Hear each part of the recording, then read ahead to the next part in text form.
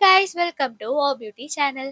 இன்னைக்கு முக்கியமான அப்டேட் என்னன்னு சொல்லி பார்த்தீங்கன்னா, விஜய் அவர்கள் கரூர் சம்பவத்துல உயிரிழந்த எல்லா குடும்பங்களையும் தனித்தனியா சந்திச்சு பேசியிருக்காரு. ஸோ வாங்க வீடியோக்குள்ள அது என்னன்னு சொல்லி நம்ம டீட்டெயிலா பார்க்கலாம். அண்ட் அதுக்கு முன்னாடி எல்லாரும் மறக்காம நம்ம ஓ பியூட்டி சேனலுக்கு சப்ஸ்கிரைப் பண்ணிக்கோங்க.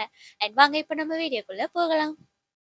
ஃபைனலா டிவிகே தலைவர் விஜய் அவர்கள் வந்து கரூர்ல உயிரிழந்த மக்களுடைய குடும்பங்கள சந்திச்சு ஆறுதல் சொல்லியிருக்காரு. கிட்டத்தட்ட இன்னைக்கு தேதியோட பார்த்தீங்கன்னா 1 மாசம் ஆயிடுச்சு.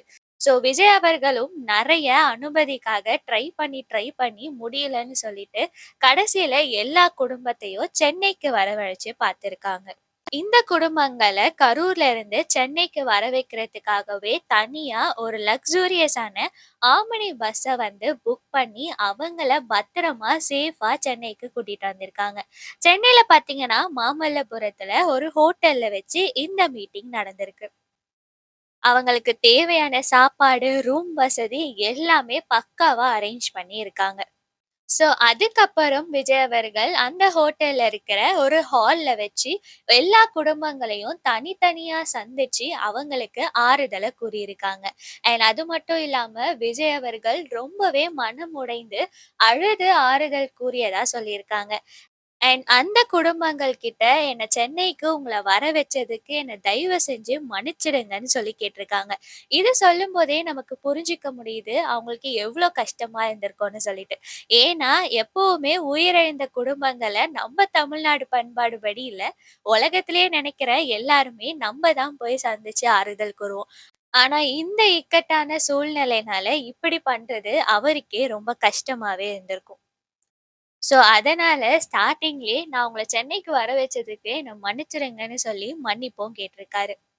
அண்ட் ஒவ்வொரு குடும்பங்களுடைய உயிரிழந்தவங்களுடைய ஃபோட்டோ ஃப்ரேம வச்சு தனித்தனியா அவங்களுக்கு அஞ்சலியும் செலுத்தியிருக்காரு. ஸோ ஒரு குடும்பங்கள் கிட்டயும் கிட்டத்தட்ட 15ல இருந்து 20 நிமிஷம் தனிப்பட்ட முறையில பேசியிருக்காங்க. அண்ட் அந்த குடும்பத்துல இருந்து நெறைய கோரிக்கைகளும் விஜய் கிட்ட கேட்டிருக்காங்க. ஸோ அது எல்லாமே விஜய் அவர்கள் பண்ணி தர்றதாவும் உறுதி கொடுத்திருக்காங்க.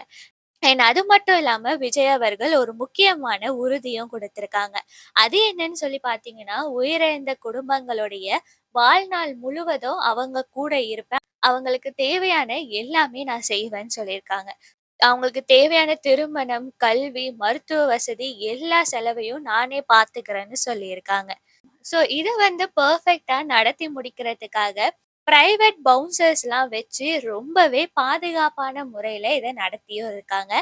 அண்ட் விஜய் அவர்கள் வந்து எல்லா மக்களையும் சந்திச்சுட்டு வெளிய வரக்கூடிய வீடியோவும் இப்போ ட்ரெண்ட் ஆயிட்டு இருக்கு. அண்ட் அது மட்டும் இல்லாம விஜய் அவர்கள் அந்த குடும்பங்கள் கிட்ட சொன்ன ஒரு விஷயம் என்னன்னு சொல்லி பார்த்தீங்கன்னா, கண்டிப்பா கரூருக்கு வந்து உங்க வீட்டுக்கு வந்து நான் சந்திப்பேன். இதுக்காக என்ன மன்னிச்சிடுங்கன்னு சொல்லி கேட்டிருக்காரு. ஸோ இதெல்லாம் கேட்கும்போது ரொம்பவே எமோஷனலா தான் இருக்கு. ஸோ இப்படி இந்த அப்டேட்ட பார்க்கும்பொழுது, கரூருடைய விஷயம் ஓரளவுக்கு ஒரு 50% கம்ப்ளீட் ஆன மாரி ஒரு ஃபீல் குடுக்குது. ஏன்னு சொல்லி பார்த்தீங்கன்னா, கரூர் கேஸ சிபிஐக்கும் மாற்றப்பட்டாச்சு. அண்ட் அதுவும் விசாரணை நடந்துட்டு இருக்கு. அண்ட் விஜய் அவர்கள் மக்கள சந்திச்சுட்டாரு. என்ன கொஞ்சம் நேர்ல போய் சந்திச்சிருந்தா இன்னுமே பெட்டரா இருந்திருக்கும்.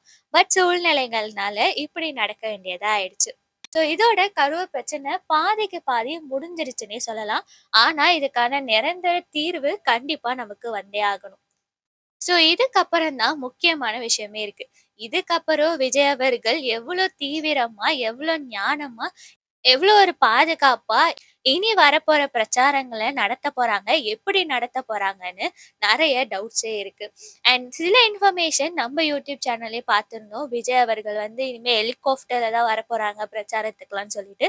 ஸோ அதோடைய அப்டேட் என்ன அப்படின்னு சொல்லி நமக்கு ஃபியூச்சர்ல தான் தெரியும். ஸோ அந்த அப்டேட் எல்லாம் நீங்க தெரிஞ்சுக்கணும் அப்படின்னு சொல்லி நெனச்சீங்கன்னா, நம்ம வாவ் பியூட்டி சேனலுக்கு சப்ஸ்கிரைப் பண்ணிக்கோங்க.